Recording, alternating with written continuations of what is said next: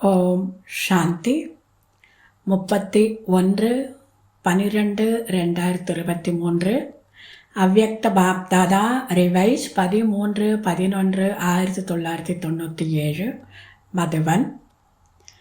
சங்கமயுக பிராப்திகளின் பலனை அனுபவம் செய்யுங்கள். மாஸ்டர் வள்ளலாக சிறந்த உதவியாளராக மாறுங்கள். இன்று பாப்தாதா தந்தை தனது உயர்ந்த பாகியவான் குழந்தைகளை பார்த்து கொண்டிருக்கிறார். ஒவ்வொரு குழந்தையின் பாகிய ரேகைகளை பார்த்து பார்த்து பாகிய விதாத்தா தந்தையும் மகிழ்ச்சி அடைகிறார். ஏனென்றால் முழு கல்பத்தை சுற்றி வந்தாலும் உங்களைப் போன்ற உயர்ந்த பாகியம் எந்த ஆத்மாவிற்கோ, மகான் ஆத்மாவிற்கோ, ராஜ்ய அதிகாரி ஆத்மாவிற்கோ, வேறு எந்த ஆத்மாவிற்கோ இருப்பதில்லை.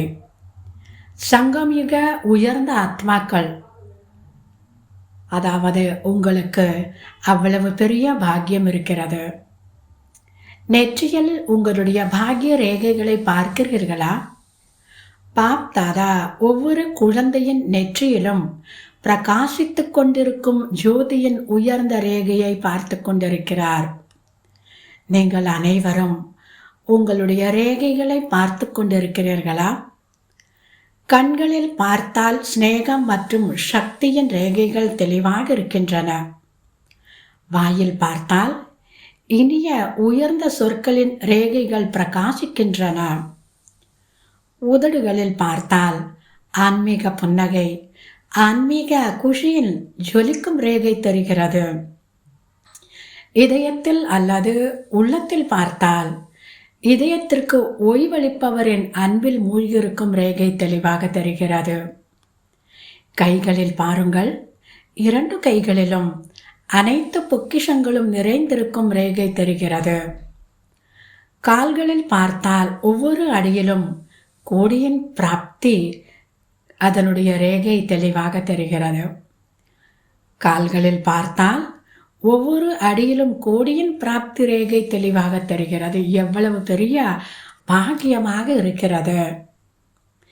முயற்சியால், உயர்ந்த செயல்களின் பேனாவால் இந்த அனைத்து ரேகைகளையும் வரைவதற்கு ஒவ்வொரு குழந்தைக்கும் பாக்கிய விதாத்தா தந்தை திறந்த மனதோடு திறந்த அனுமதி கொடுத்திருக்கிறார். ரேகையை எந்த அளவிற்கு நீளமாக இழுக்க விரும்புகிறீர்களோ அந்த அளவிற்கு இழுக்க முடியும். எனினும் நேரத்திற்குள் இழுக்க வேண்டும். இதுதான் முக்கியமான விஷயம். நேரத்திற்குள் இழுக்க வேண்டும். யார் எவ்வளவு நீளமான ரேகையை இழுக்க வேண்டுமோ அதை தானே இழுக்க முடியும்.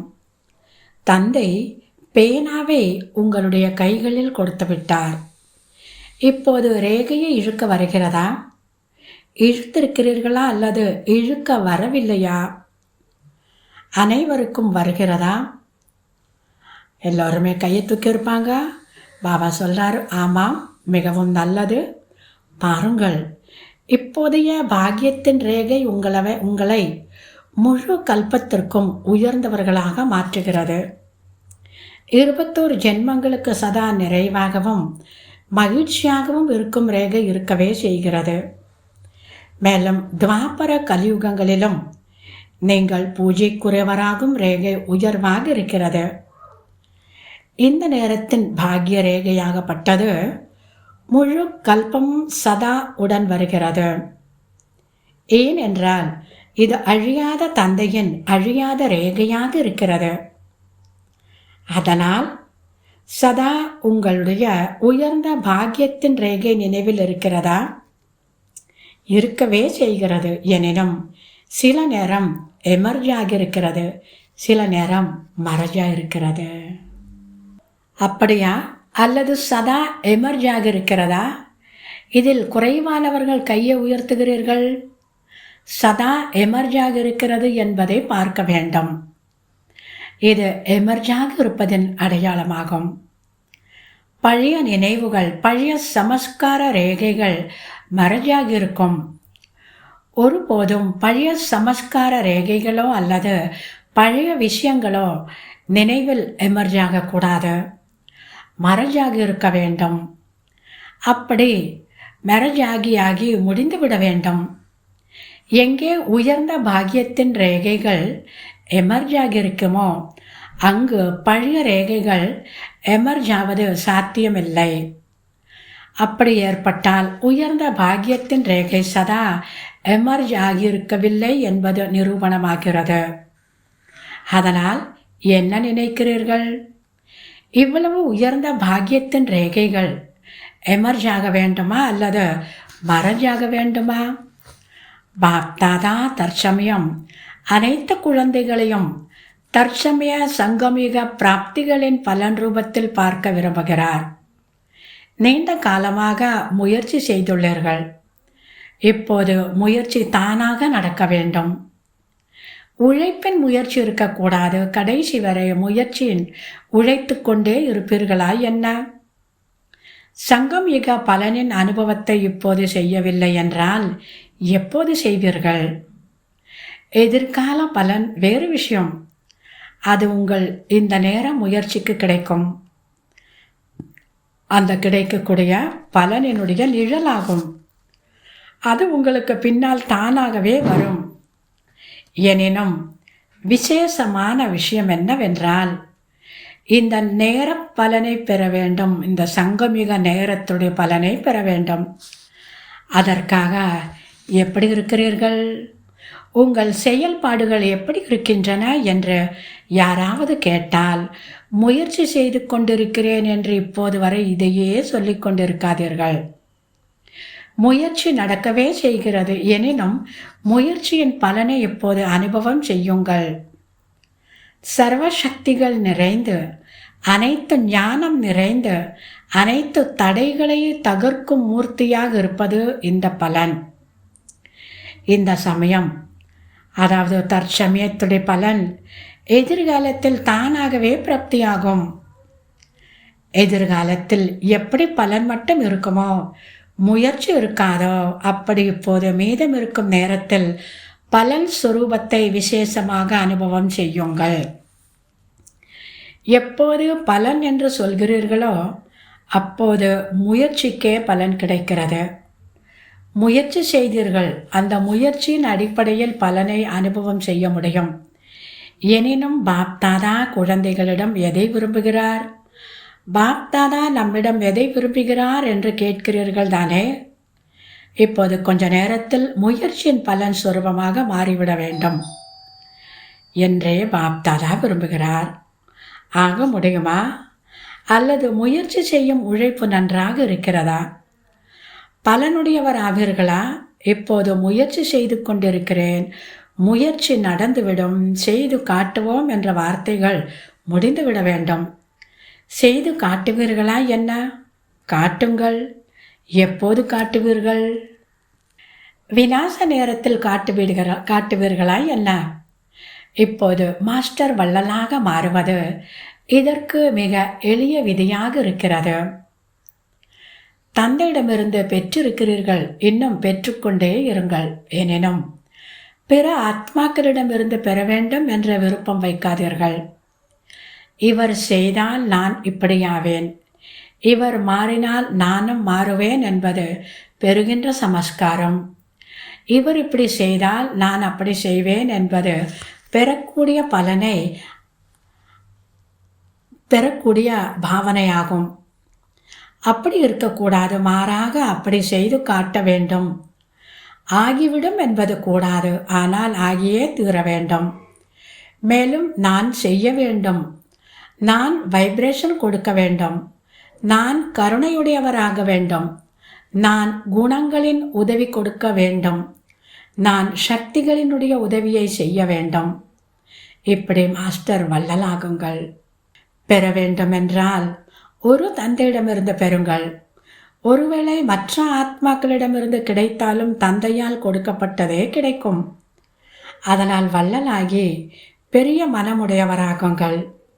கொடுத்து கொண்டே இருங்கள். கொடுக்க வருகிறதா அல்லது பெற மட்டும் வருகிறதா?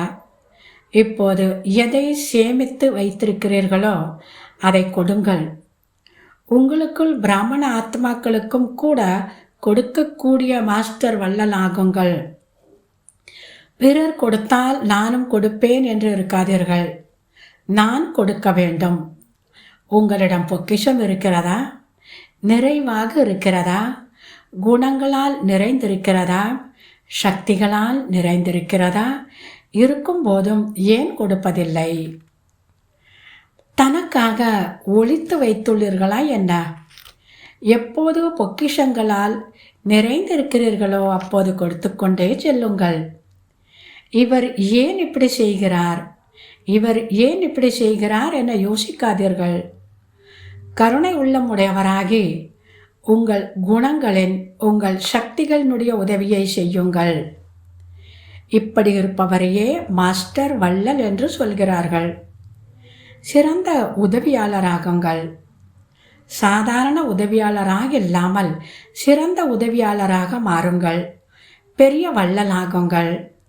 அதனால் பாப்தாதா எதை விரும்புகிறார் என்பது புரிந்ததா? குழந்தைகளிடம் இப்போது வரை முயற்சியினுடைய உழைப்பு இருப்பதை பாப்தாதாவால் பார்க்க முடியவில்லை. வைர விழா முடிந்தது. வைரம் இப்போது வரை கரையற்றதாக மாறும் முயற்சியில் ஈடுபட்டிருக்கிறது. வைர விழா என்றால் ஒவ்வொரு பிராமண ஆத்மாவும் பிரகாசிக்க வேண்டும். அதாவது வைரமும் பிரகாசிக்க வேண்டும்.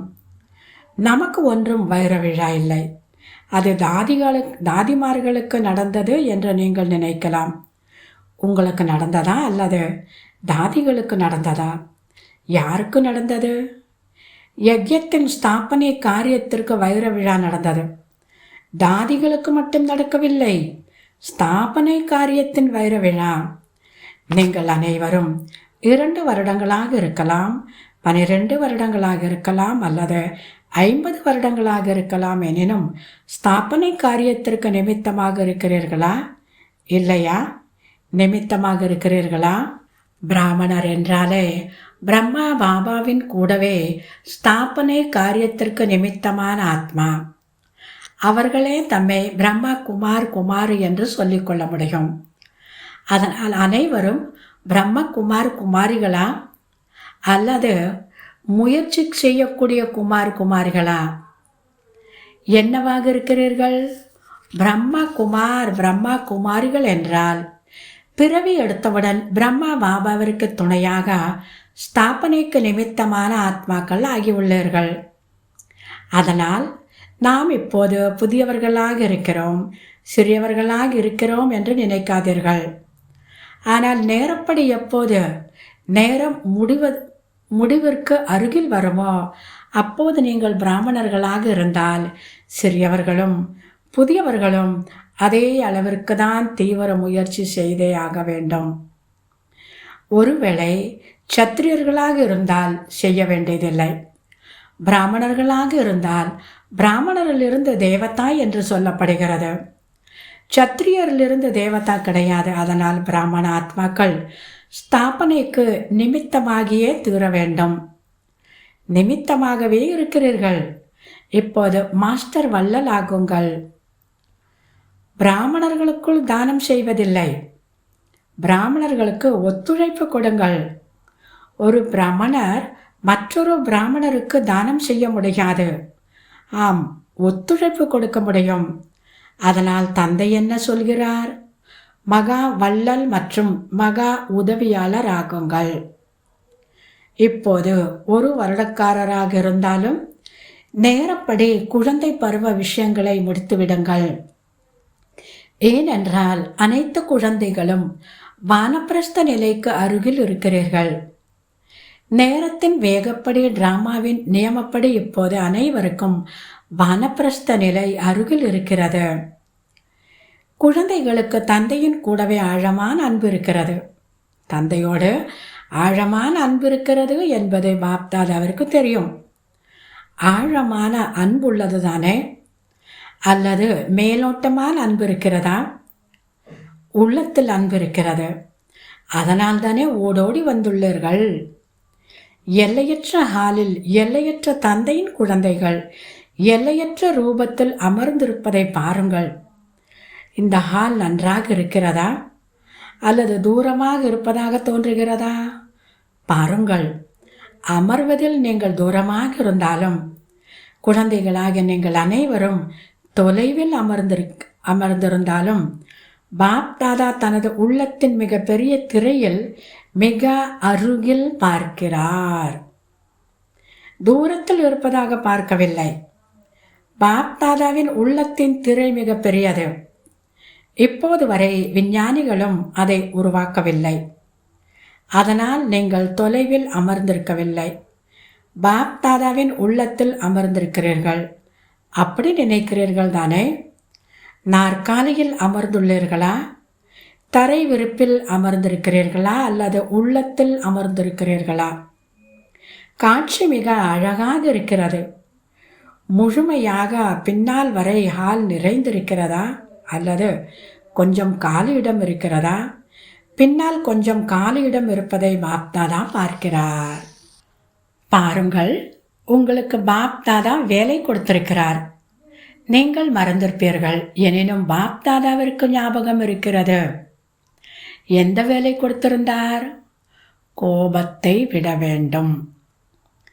இன்று அதை பற்றி கேட்கவில்லை. முதல் வாய்ப்பை, அதாவது முதல் டர்னில் சேவா பண்ணுறதுக்காக வந்திருக்கீங்க.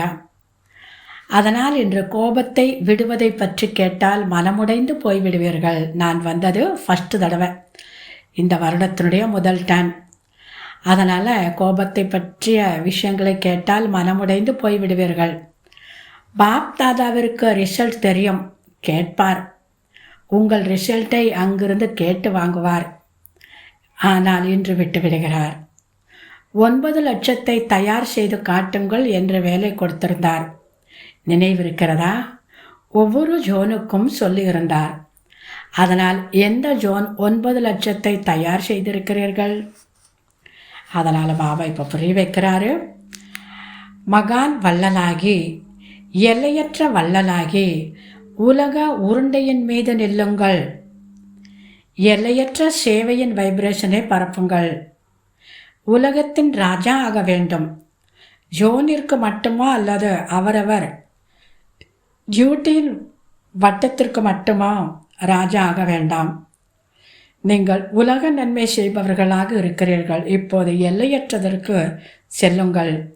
எல்லையற்ற நிலைக்கு செல்வதால் எல்லைக்குட்பட்ட விஷயங்கள் தானாக முடிந்துவிடும். மனோபலம் மிக உயர்ந்த பலம். அதை நீங்கள் பயன்படுத்துவதில்லை.